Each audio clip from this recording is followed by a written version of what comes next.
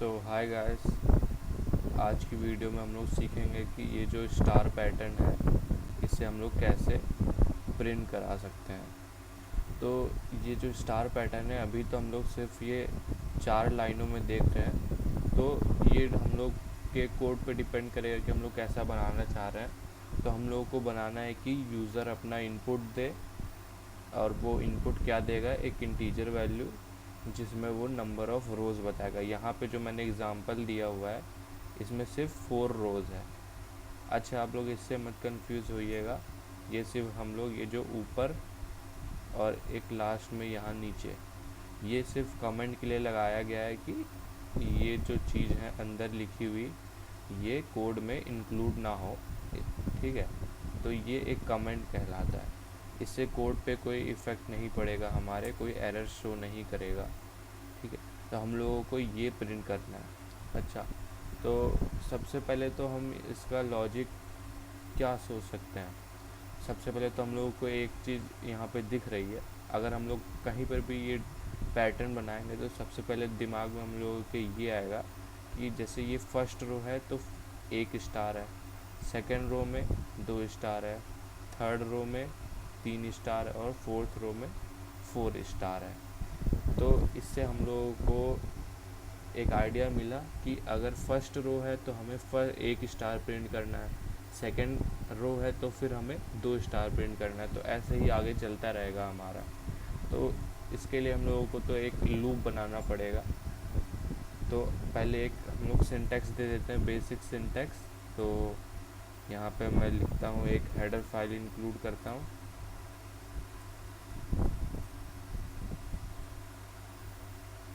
studio.h का मतलब क्या होता है कि स्टैंडर्ड इनपुट एंड आउटपुट, और .h मतलब ये हेडर फाइल है, हम लोग इंक्लूड कर रहे हैं एक हेडर फाइल। ठीक है, देन आफ्टर दैट इंट में, ये आप सबको पता होगा, ये बेसिक सिंटैक्स होता है सी लैंग्वेज के लिए। सबसे पहले तो हम लोग कोई चीज़ प्रिंट कर देते हैं कि यूज़र को समझ में आए कि क्या करना है यूज़र को स्कैनर से पहले।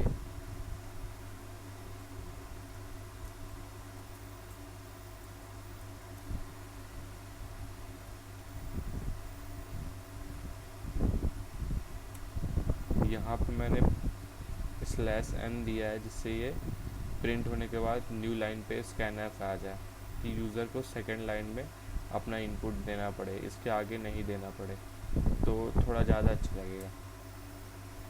ये प्रिंट हो जाएगा तो यूज़र जो भी ये कोड को रन करेगा तो उसके सामने ये प्रिंट होकर के आएगा कि enter the value of n। तो उसे समझ में आएगा कि हाँ उसे इनपुट देना है। अब यहाँ पे इनपुट देंगे तो वो कहाँ पे स्टोर होगा, तो उसके लिए स्कैनफ लगाए। हम लोग इनपुट जो देंगे वो %d में देंगे।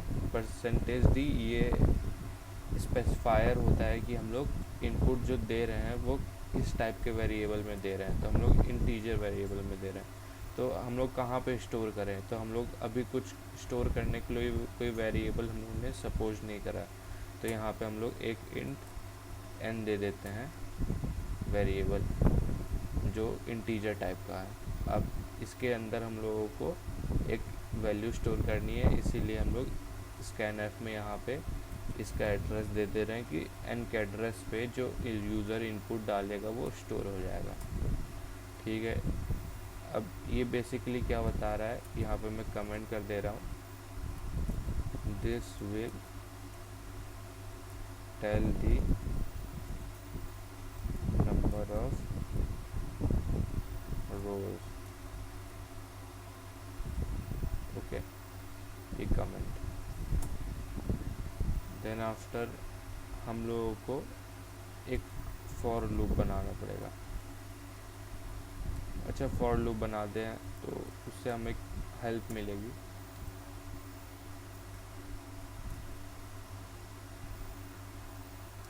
i की वैल्यू अगर हम लोग सपोज करें 0,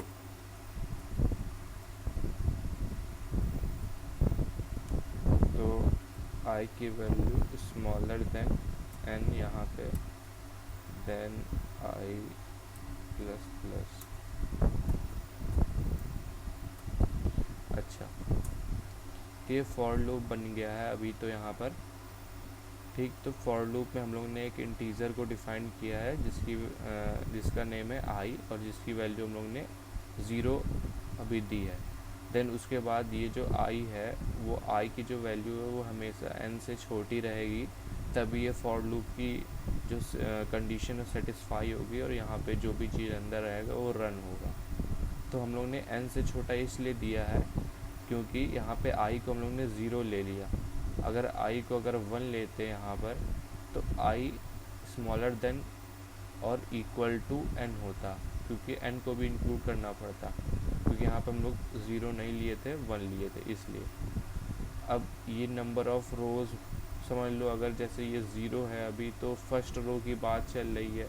देन जब ये कोड रन हुआ, फिर उसके बाद आई की वैल्यू इंक्रीमेंट हुई, फिर उसके बाद जैसे आई की वैल्यू इंक्रीमेंट हुई तो 1 आ गया, तो 1 आ गया मतलब ये दूसरी रो की बात कर रहे हैं। ठीक है, देन अभी हम लोगों को जैसे जितनी रो है, जैसे फर्स्ट रो है तो हमें 1 स्टार प्रिंट करना है, अगर सेकंड रो है तो मतलब 2 स्टार प्रिंट करने हैं, तो उसी के लिए हम लोगों को एक और फॉर लूप अंदर जनरेट करना पड़ेगा। अब इसका जे नाम दे देते हैं वेरिएबल का, इंटीजर टाइप के, इसको 0 मान लेते हैं उसी तरह, और फिर जो जे की वैल्यू रहेगी स्मॉलर देन आई रहेगी। देन उसके बाद जे प्लस प्लस। अभी मैं इसको दोबारा से एक्सप्लेन करूँगा कि आप लोगों को अच्छे से आ जाए।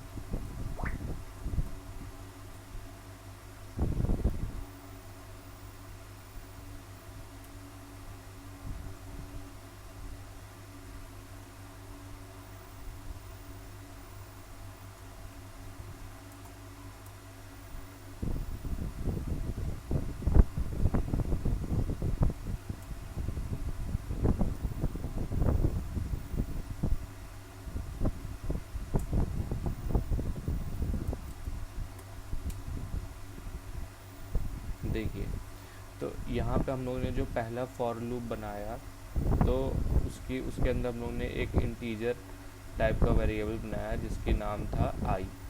ठीक है, फिर उसके बाद क्या हुआ, आई की वैल्यू हम लोगों ने n से छोटी मानी कि अगर n से छोटी रहेगी तभी ये फॉर लूप अंदर जो इसके अंदर जो भी कोड लिखा हुआ है वो चलता रहेगा। ठीक है, ये यहाँ पे थोड़ी गलती हो गई। ठीक है,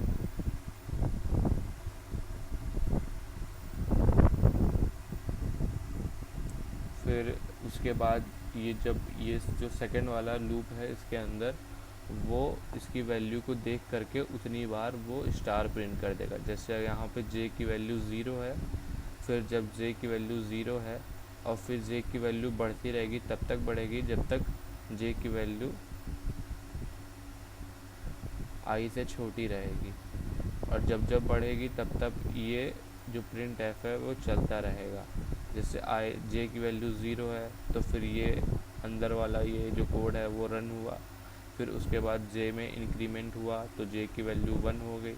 देन फिर दोबारा से ये प्रिंट हुआ। अगर जे की वैल्यू ऐसी कंडीशन आ जाए कि जे की वैल्यू आई से बराबर हो गई या फिर उससे बड़ी, तब फिर ये जो कोड रहेगा वो एग्ज़िट हो जाएगा, यहाँ पर आ जाएगा, तो ये न्यू लाइन में आ जाएगा। अब इसको ज़रा रन करके देखते हैं हम लोग।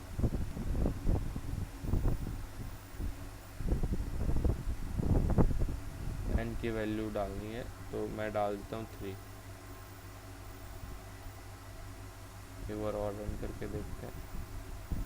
n की वैल्यू डालनी है 8। तो देखिए यहाँ पे 1, फिर 2, फिर 3, फिर 4 स्टार, फिर 5, 6, फिर 7, तो ऐसे चलता रहा। ठीक है,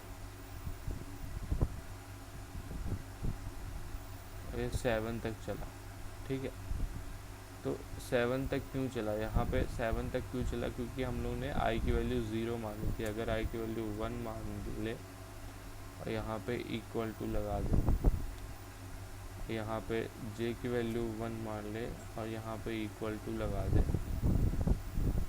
देन ये थोड़ा सही दिखेगा। वापस से रन करके देखते हैं।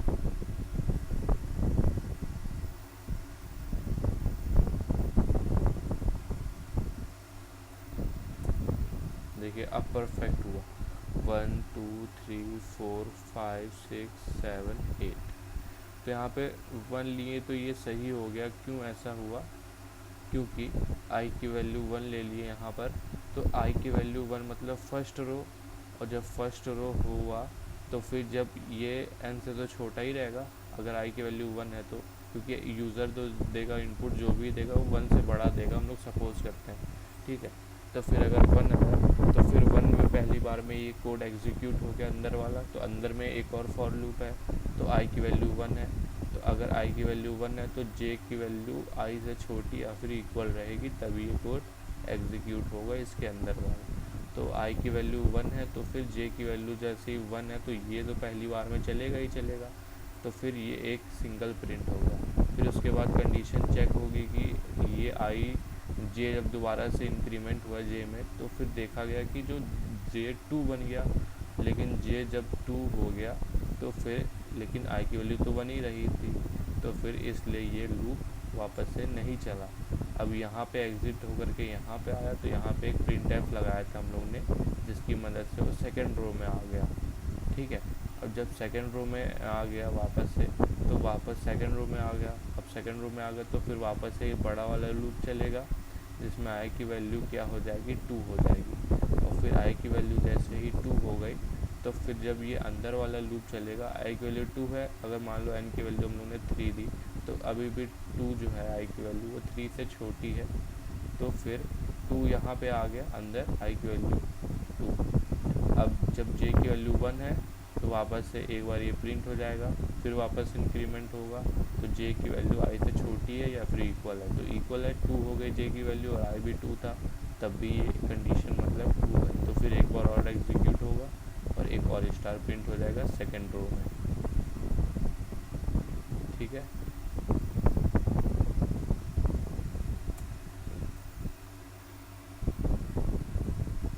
तो बस यही होता है, इतना ही हमें थोड़ा लॉजिक लगा करके ऐसे कोड्स को लिखने पड़ते हैं। पैटर्न वाले क्वेश्चंस बहुत ही इंटरेस्टिंग होते हैं, आप लोग सॉल्व करेंगे तो आप लोगों को मज़ा आएगा, और थोड़ा ट्रिकी भी होता है। ये तो सबसे बेसिक था, तो आई होप कि मैंने समझा पाया।